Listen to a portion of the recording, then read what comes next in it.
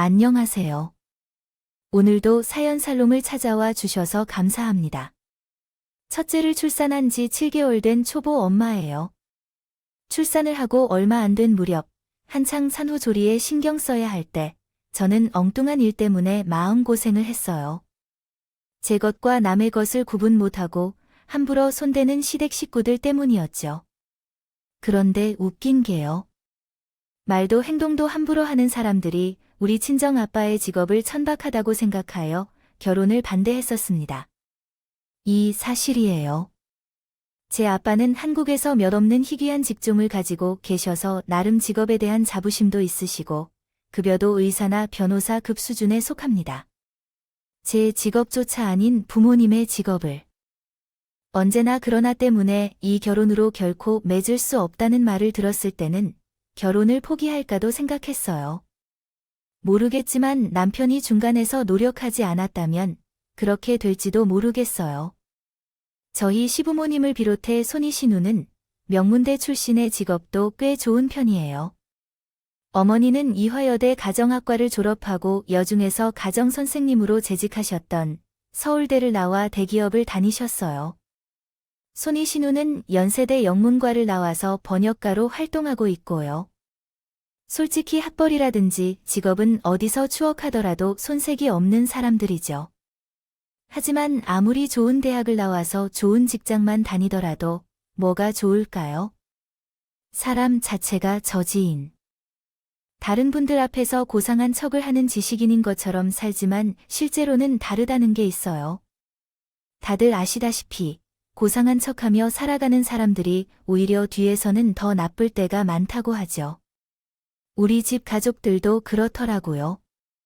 돈과 지위가 있는 사람들 앞에서는 너그럽고 유해한 척하면서 자신보다 못한 사람들 앞에서는 얼마나 거만하고 어깨를 들어주며 견디는지 말로 표현할 수 없을 정도입니다.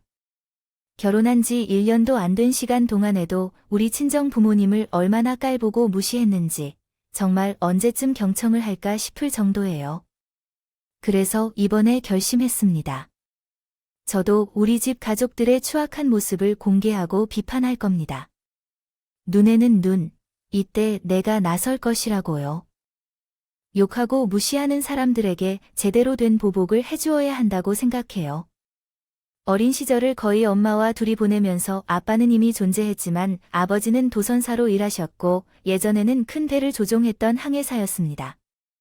장거리 항해를 하다 보니 집에 오는데 6개월이 걸리기도 하고 1년이 걸리기도 해서 가족과 함께 보내는 시간이 적었죠.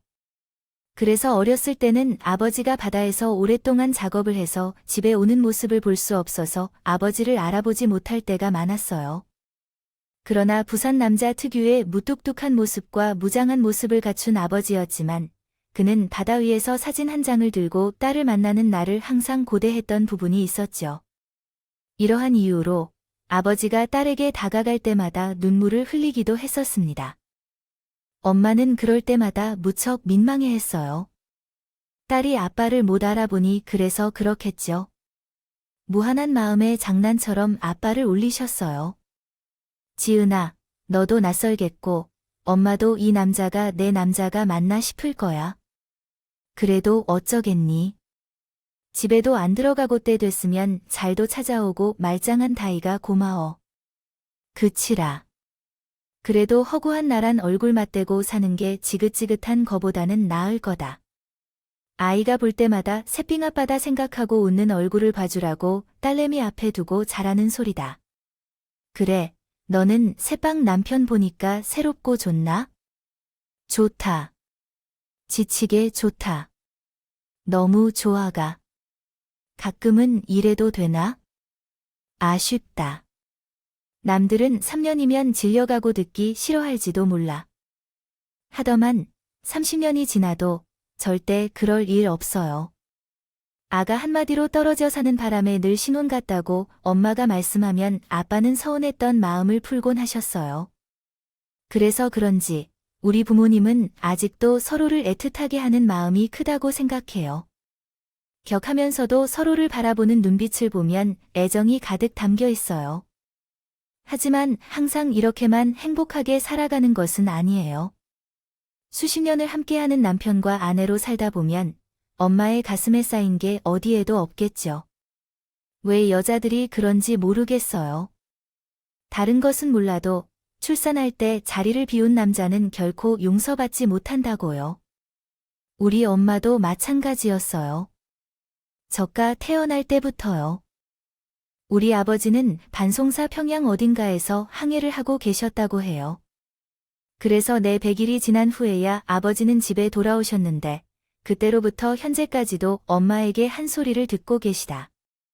일 때문에 어쩔 수 없었다는 것을 엄마도 잘 알고 있지만 그래도 서운한 마음은 쉽게 사그라들지 않는다고 합니다. 생각해보면 그 당시에 엄마의 나이가 20대 초반이어서 출산은 처음 경험할 때였을 텐데 얼마나 두려웠을까요?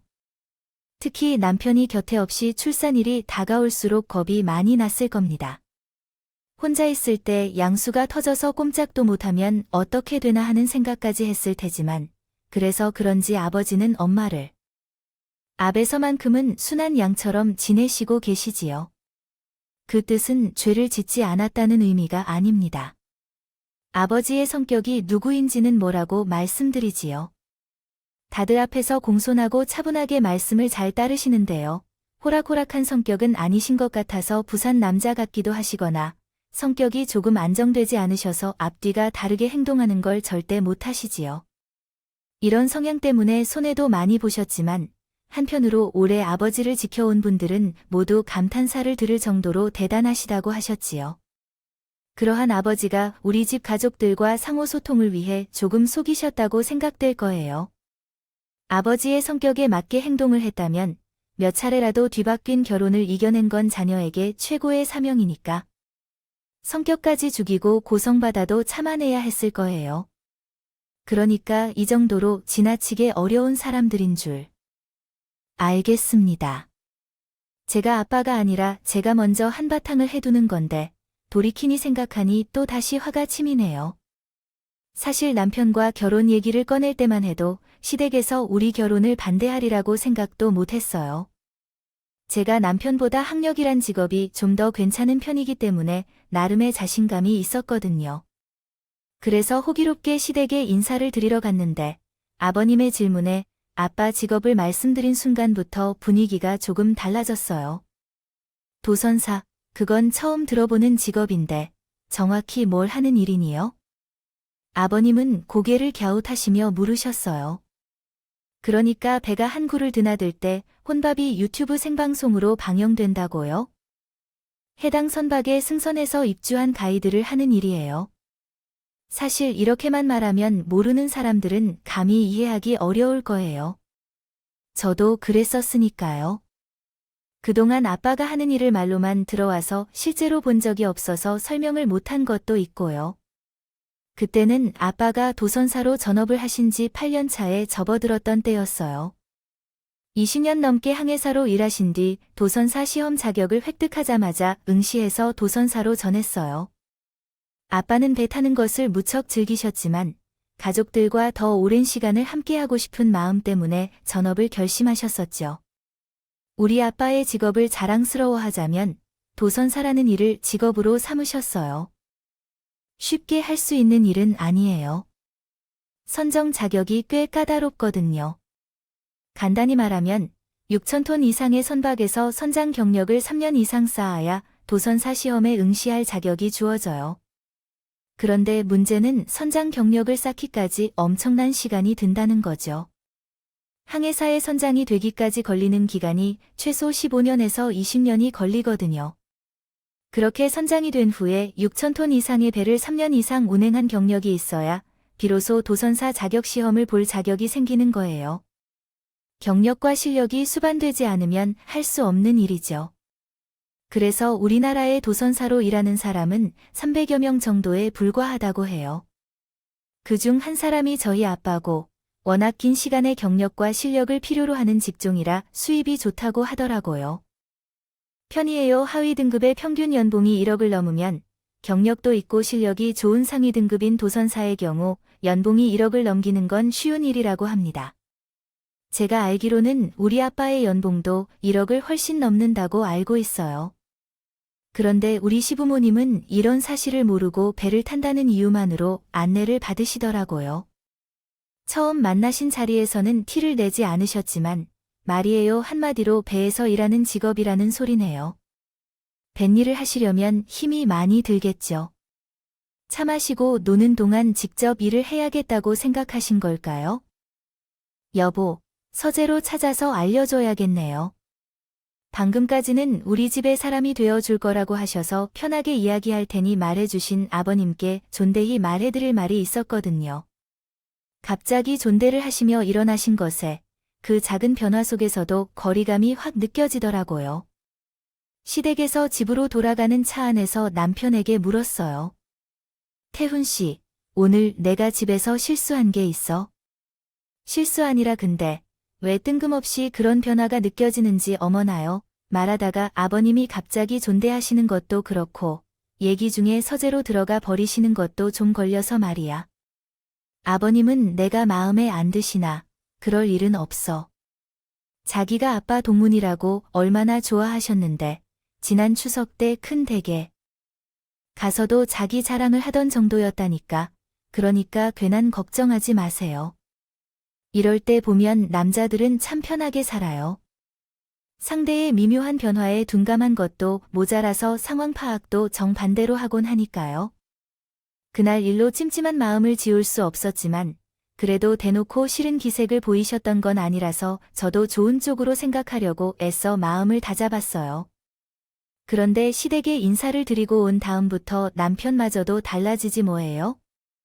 저희가 다른 회사에 다니고 있었지만 회사 건물이 같은 지역에 있어서 평소에 퇴근을 같이 하곤 했는데 언제부턴가 바쁘다는 핑계로 얼굴을 보기 힘들어 하더라도 주말 데이트도 약속 때문에 미뤄두다가 그렇게 2달이 지난 후에는 더 이상 모른 척할 수가 없었습니다. 그래서 퇴근 후에도 묻지도 따지지도 않고 남편의 회사 앞으로 갔었습니다. 그랬더니 퇴근하자마자 어딘가로 바삐 가는 것이 보였어요. 들키지 않으려고 조금 떨어져서 따라가 봤더니 글쎄 어떤 여자와 만나고 있는 것이었어요. 분위기를 보니 그날 처음 만난 사이인지 둘 사이가 꽤 어색하게 보였어요. 자리가 멀어서 서로 하는 말은 잘 들리지 않았지만 남편이 난처한 표정으로 사과하는 것 같았어요. 결국 앉은 지 10분도 되지 않아서 여자는 나가셨습니다. 버렸고 남편은 혼자 덩그러니 남아 있었습니다. 어딘가로 전화를 하더라고요. 그 틈을 타서 슬쩍 다가가서 통화 내용을 들었어요. 아버지 씨, 정말 언제까지 이러실 거예요? 저는 지은이랑 결혼할 거라고 분명히 말씀드렸잖아요. 그런데 왜 매번 저한테 말도 않고 선자리를 만드시냐고. 글쎄, 저는 지은이 아니면 결혼 안 해요. 앞으로는 이런 자리 만들지 마세요. 평소 아무리 화가 나도 얼굴 한번 안 찌푸리던 남편은 정말 화가 났는지 아버님과 통화 중에 큰 소리를 내었어요. 그러니까요. 근래 들어 바쁘다는 일이 아버님의 강요로 선을 보는 거였다는 걸 안 저는 속이 부글부글 끓어올랐어요. 남편의 마음은 아버님과 다르다는 걸 알면서도 화가 쉽게 가라앉지 않는다는 것을 알게 되었습니다. 않더라고요. 그래서 나도 모르게 퉁명스런 말투가 튀어나와 버렸죠. 그러니까 선 보느라 바빴던 거구나. 나 몰래 것도 회사 근처에서 말이야. 지은아, 내가 여긴 어떻게 왔어? 지금 그게 중요해. 자기가 나 속이고 딴 여자랑 선을 봤다는 게 중요하지. 그래, 아버님이 강요해서 할 수 없이 나온 거라는 건 인정할게. 하지만 나한테 얘기는 했어야지. 언제까지 날 속일 생각이었어? 오늘 내가 뒤 안 밟았다면 앞으로도 쭉 속이고 선보러 다닐 생각이었고 말해봐. 순간 너무 화가 나서 공공장소라는 것도 생각 못하고 소리를 질렀던 자는 커피 전문점 안에 있던 손님들 시선이 저희 두 사람한테 쏠리는 걸 인지하고서도 들었어요. 하지만 이미 칼은 뽑았고 와중에 사람들의 시선 때문에 슬쩍 넘어갈 수는 없었죠. 지은아, 내 얘기 좀 들어봐봐. 내가 화내는 거 이해해. 나도 그랬을 테니까. 그래서 오늘은 제대로 단판 짓으려고 했어. 너도 들었겠지만 아버지한테도 확실히 내 뜻을 전했고 방금 전까지 있었던 만남 상대한테도 결혼할 사람이 있다고 확실히 말해둔 참이야. 그러니까 다른 건 몰라도 내 진심만은 내가 알아줬으면 좋겠어. 알죠? 제가 왜 모르겠어요. 하지만 결혼이라는 게 우리 두 사람 마음만 앞세워서 할 수 있는 게 아니잖아요.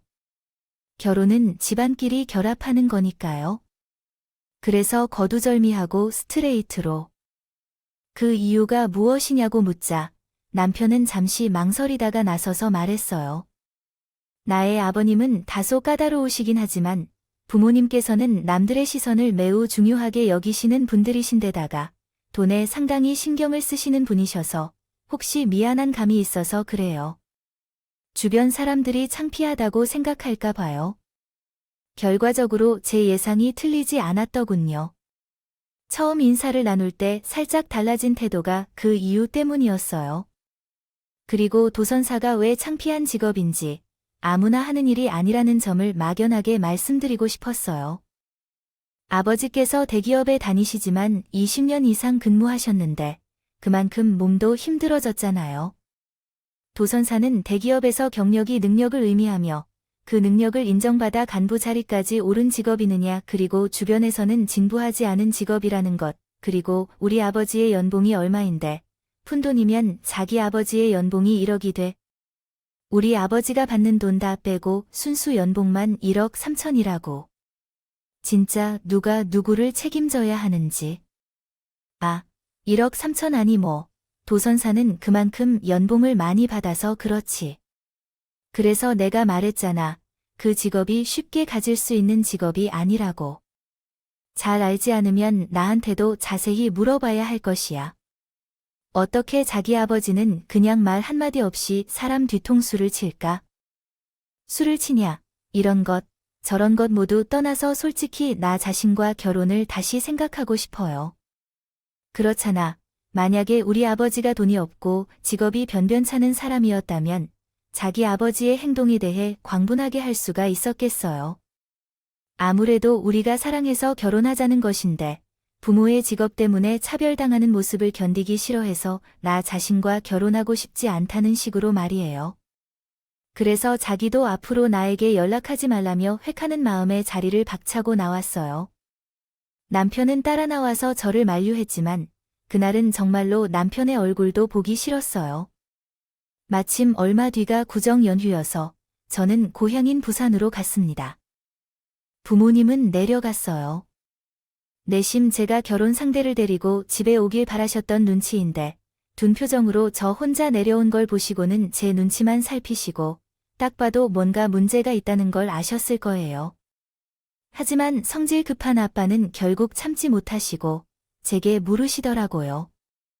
니와 혼자 내려와 같이 안 온다 카드 말해봐라. 싫다 하드아 어이 좀 아빠야. 내 머리가 깨질라 한다. 고마해라 말해봐라. 완이 대구바이 깨질라 하는데 금마가 너 싫다 하더나 말 좀 해봐라. 뭔데? 어이 아빠야. 직업이 싫다 하더라. 베일 하는 거 쪽팔리가 사도 못 맺는다 하더라. 이제 됐나? 아빠가 하도 귀찮게 해서 매뱉은 말에 순간 분위기가 싸해졌어요. 아빠는 세상 다 잃은 표정으로 멍하게 서 있더라고요. 그러자 엄마가 달려와서 저를 붙들고 흔들었어요. 한편 도선사가 왜 쪽팔리냐고 사돈도 못 맺는다고 하는데 뭐 그리 대단한 일을 한다고 내 남편이 쪽팔리냐고? 의사나 판검사나 되나 하든 대통령이 되나 하든 아이고 무시어지는 뭐 그리 대단한 사람이라고 치아 결혼이라도 하려는데 뭐고 파이다네. 다른 건 몰라도 내 남편을 무시하는 것들이라는 사돈은 결코 못 맺을 거야. 내가 갈 때 다녀와라. 자기 아이고 우리가 이 결혼은 절대 허락 못한다고. 은나 화가 난 엄마는 명절이고. 나 밟고 모든 것이 필요 없다며 대낮부터 깡소주 병을 들고 나발을 부셨어요. 평소대로라면 오히려 더 화를 내고 소리를 질러야 하는 아빠는 그날따라 입을 꼭 다문 채 축 처진 어깨로 앉아 계셨죠. 그 모습을 보니 제 속에서도 천불이 올라오는 느낌이었고 그래서 엄마가 마시던 소주병을 빼앗고 벌컥벌컥 마셨어요. 그리고 남편에게 전화해서 쌍욕을 메들리로 퍼부어 주었어요. 이런 딸을 달래기 위해 할 엄마는 오히려 옆에서 추임새까지 넣어주며 살벌한 부산 사투리로 이야기를 했죠. 그날은 모를지라도 남편은 음식을 먹지 않아도 배는 불렀을 것이고, 그리고 모든 것은 다시 아침에 될 것입니다. 과음으로 인해 쓰린 속을 쥐어잡고 간신히 눈을 뜬 엄마와 저는 아빠가 끓여준 콩나물 해장국으로 해장을 했어요. 그 큰 손으로 쪽파를 다는 캐지컹한 아빠를 보니 미안하고 안쓰러운 마음이 들어서 코끝이 찡했어요. 아빠야, 미안타. 그래도 우리 아빠야가 세상에서 제일 멋지고 훌륭하다고 생각한다. 내 맘 알겠지 뭐야. 그러자 엄마가 아빠 팔짱을 끼며 말씀하셨어요. 네, 아빠 이간 일로 상처 안 받는다. 사내 대장 마이가 부산 사나이 세상의 남자가 천집 빛깔이라고 해도 아빠만 한 사람은 결코 없다. 지은이 니도 남자분은 눈을 길러라. 알겠나, 여보? 내 국물 좀 더 넉넉히. 두육이 참 맛있네요. 그때였어요. 아침 일찍 초인종이 울렸어요. 명절 당일이라 찾아올 사람도 없는데 말이에요. 그런데 월패 뒤에 찍힌 얼굴을 보니 글쎄 남편이더라고요. 뭐야, 설마 어제 전화로 육주했다고 받아서 찾아온 건가 싶어서 선뜻 문을 못 열겠다고. 그러자 아빠가 다가와 쓱 봐서 제게 물으셨어요. 누구야? 아빠야? 어쩌지, 내가 어제 술을 마시고 욕 좀 했다고 서울살을 따지러 왔는가 보다. 차치하라. 그리고는 바로 문을 열어주셨어요. 남편은 현관에 들어서자마자 넙죽 인사를 하고 우리 부모님께 먼저 사과부터 했어요. 명절 아침에 드렸어요. 연락도 없이 찾아와서 죄송하다고 하면서 양손에 가득한 선물을 전해주고는 저희 아버지의 배 무릎에 꿇었습니다. 모든 일들이 자기가 부족해서 벌어진 것이라고 욕을 하실 때는 듣고 때리실 테니 결혼은 꼭 이루어져야 한다고 요구하셨습니다. 하지만 그 말이 채끝이 나기도 전에 엄마가 끼어들어왔는데 여기가 어디냐? 라며 소리쳤습니다. 마치 쇼미더머니에 출연한 래퍼처럼 부산 사투리로 말을 쏟아내신 통의 남편은 제대로 이해도 못했을 텐데요. 그러자 아버지가 엄마를 말리고 술상을 봐달라고 하셨습니다. 그렇게 명절 아침에 틈 사이로 마주한 아버지와 남편은 말 한마디 없이 술을 따르게 되었습니다. 마셔봤어요. 주거니 거니 하면서 마신 술이 정종 대병 2개랑 소주가 몇 병인지요. 안주도 제대로 먹지 않고 술만 따라 부어대니 엄마도 나도 걱정이 가득했어요. 변의 승리로 끝나서 다행히도 두 사람은 안방 침대에 누워 잠을 잤어요. 다음 날 엄마는 해장국을 끓여서 두 남자에게 먹였어요. 해장국을 다 먹은 아빠는 남편에게 그러시더라고 했대요. 어제 술자리에서 어떤 변명이라도 한마디라도 했다면 그 길로 돌려보내려고 했다고 해요. 변명 없이 모든 것을 자신의 잘못으로 돌리는 태도는 마음에 들었어서 이번만은 용서할게요. 하지만 앞으로 내 딸이 무사히 결혼하는 그날에는 그런 일이 다시 없길 바래요. 알아서 할 테니 하라고 하셨어요. 결국 예비 장인과의 술 배틀로 하루가 지나도 술이 안 깬 남편 때문에 저는 남편을 차에 태우고 손수 운전을 해서 서울로 올라갔어요. 그렇게 술판으로 얼룩진 연휴가 끝나고 다시 시댁을 찾아갔어요. 그 사이 남편을 통해 우리 아빠 직업을 듣고 나름대로 알아보신 아버님은 전부 다 유한 표정으로 저를 맞아주셨어요. 내가 사돈 직업에 대해 오해한 것이 있어서 괜한 일을 벌였구나. 이해 좀 해다오. 하잖아. 못 본 사이 얼굴이 많이 상했네. 결혼 전 신부가 얼굴이 이래서야 쓰나요? 여보, 너가 이해 좀 해줘. 곧 우리 집 며느리가 될 아이를 이렇게 두면 쓰나나 몰래 뒤에서 아들한테 선자리들이 되던 사람이 불과 몇 달 만에 180도 달라졌더라고 해요. 그 뻔뻔한 얼굴에라도 뱉어주고 싶었지만 꾹 참고 조신하게 인사만 드리고 나왔어요. 그리고 본격적으로 결혼 준비를 시작하게 되었고 상견례를 무사히 마친 뒤 그해 5월에 식을 올리게 되었어요. 물론 그 과정이 온전히 순탄했던 것은 아니에요. 저희 집에서는 내심 부산에 내려와 식을 올려주길 바랐지만 그건 너무 무고다 싶어서 제가 부모님을 설득해야 했거든요. 그렇게 다사다난한 시간을 뒤로하고 결혼 생활을 시작한 우리예요. 부부는 그해 가을 아이를 가졌어요. 그리고 이듬해 여름 끝자락에 출산을 하게 됐죠. 남편과 나를 묘하게 닮은 딸이었어요. 결혼식은 서울에서 열었기 때문에 출산과 사후조리만큼은 친정에서 하라는 친정 부모님의 성의에 이번에는 저도 순순히 따르기로 했어요. 남편도 곁에 장모님이 계시는 게 안심이 된다며 그렇게 하기로 했죠. 물론 시댁에서는 그 문제로 말이 많았지만 그건 남편이 알아서 처리해 주었어요. 제가 무사히 출산을 한 그날 아버지는 기다렸다는 듯이 제 손에 차키를 쥐어 주더라고요. 아이가 낳는데 경찰이 부산까지 오는 게 좀 걸리긴 했지만 아버지야 이거 너무 비싼 선물 아니가?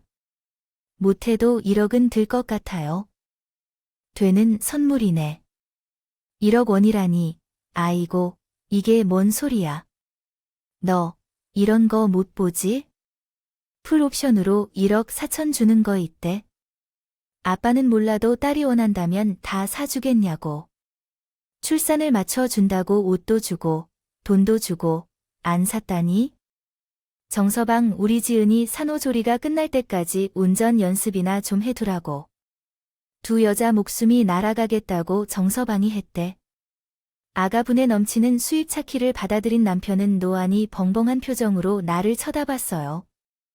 아빠 성격의 출산 선물을 꽤 그럴듯한 걸로 줄 거라고 예상했지만 억대 수입차를 줄 줄은 몰랐기 때문에 나도 놀랐어. 마찬가지로 당장 아빠가 마련해주는 선물이 어떤 건지. 준산후 조리원에 들어가 있어야 해서 자는 남편이 서울 집으로 가져갔어요. 남편은 회사 출근 때문에 금요일 밤에 부산으로 내려와 월요일 새벽에 서울로 올라가야 했기에 자는 집에 두고 KTX를 이용해 서울과 부산을 왔다 갔다 했어요. 그리고 드디어 제가 산후조리원을 나오는 날이 되었죠. 하필 그날이 목요일이라서 남편이 당장 서울로 내려올 수 없는 바람에 하루는 친정에서 지내야 했어요. 그런데 사건은 다음날 터졌고 퇴근 후 차를 타고 부산으로 내려온 남편이 자정 무렵 KTX를 타고 부산으로 내려온 거예요. 여보, 차는 어떻게 해? 라며 KTX를 타고 왔어. 참, 7일도 안 된 아기를 데리고 서울로 가야 하는데 어떻게 KTX를 타고 가나? 그러자 남편이 울상을 짓네요. 표정으로 그러는 것이에요. 그게 말이야.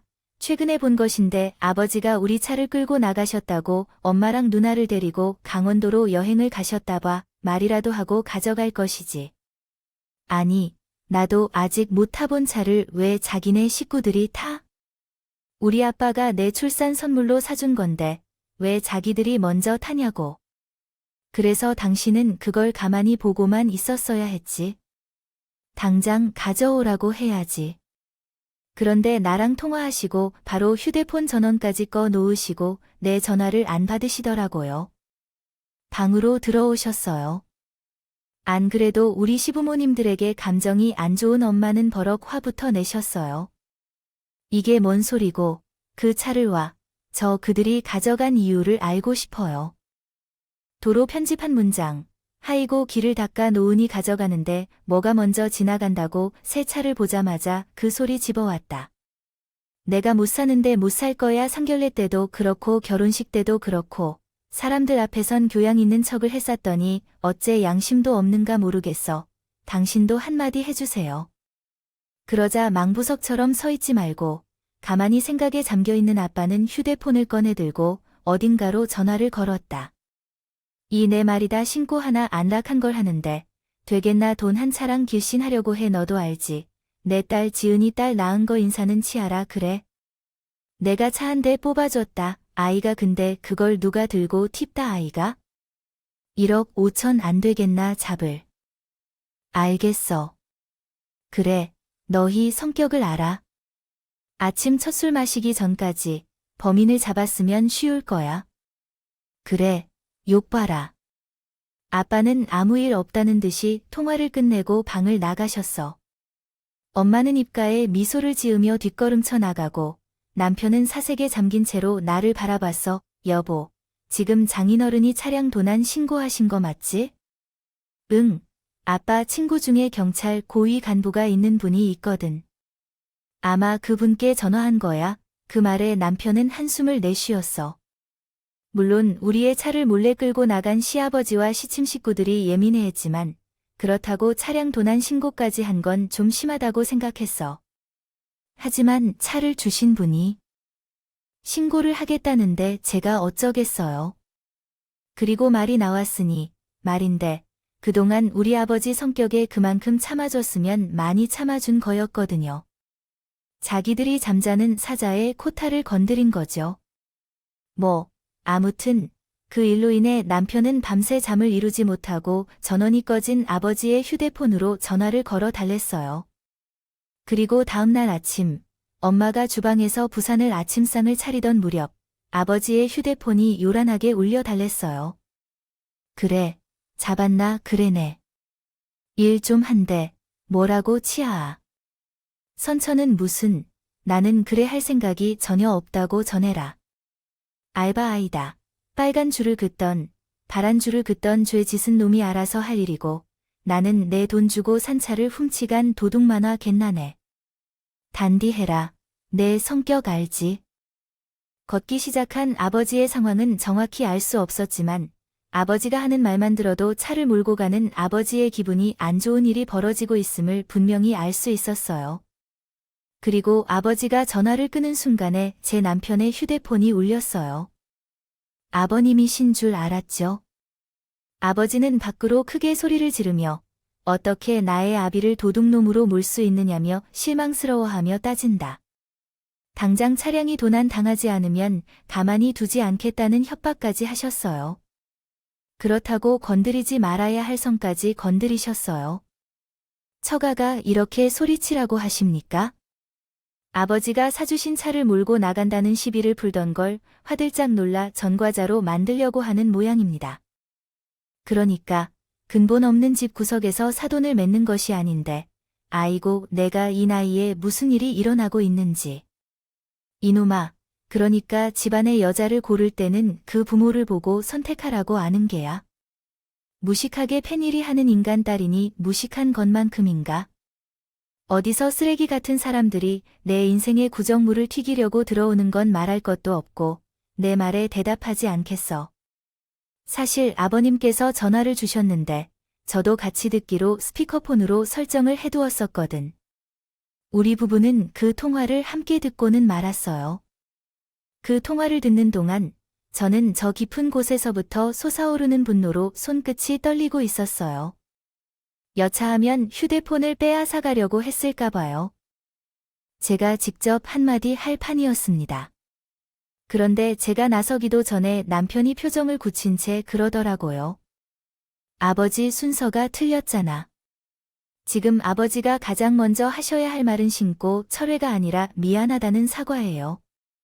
그 차제 장인어른이 사주신 거예요. 제 타라고 사주신 것도 아니고 제 아내랑 우리 예실이 안정하게 태우라고 사주신 거라고요. 내 아내가 받은 출산 선물이란 말입니다. 그런데 그걸 왜 아버지가 말도 없이 훔쳐가셔서 이사다를 만들어요? 왜 남의 물건에 함부로 손을 대서 자식은 저까지 창피하게 만드시냐고? 그리고 전에도 말씀드렸지만 타인에 대해 제대로 알지도 못하면서 함부로 말씀하지 마세요. 제 장인어른은 아버지가 무시해도 되는 분 아니세요. 아버지보다 더 원숙한 모습을 보이는 그런 것이라고 내가조차도 아버지의 이중적인 행동에 감당하지 못할 것 같아요. 그동안 무시하고 회피해왔지만 이제는 더 이상 그러지 않겠다고 생각해요. 아들으로 인식해도 좋아요.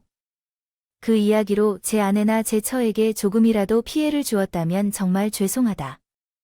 그는 한순간도 가만히 있지 않았다. 이 말은 아버지가 한 일에 대한 대가는 스스로 지는 것이며 창피한 짓을 했다면 당할 것이다. 남편을 폭력적으로 취급하고도 진정이 되지 않아 호흡이 가빴다. 아빠가 소리를 질렀기 때문에 놀란 딸이 울고 싶어서 온 것처럼 보였다. 이상한 게 운 딸도 따뜻한 기분이었습니다. 마치 내 남편을 처음 알아간 듯했어요. 제대로 찾은 기분이었다라고 할까요? 아무튼 그날 일로 인해 우리 부부는 시부모님과 연락을 끊고 살고 있어요. 아, 차량 도난 사건은 자동차 불법 사용죄로 적용돼서 벌금형에 처해졌을 뿐 아니라 아버지 명의로 된 차였기 때문에 친족상 도래가 적용되지 않았거든요. 결국 빼도 박도 못하고 죄값을 치르게 된 거죠. 그리고 이건 나중에 엄마를 통해 들은 것인데요. 그날 아버님의 전화를 우리 부모님도 방 안에서 들으셨던 모양이에요.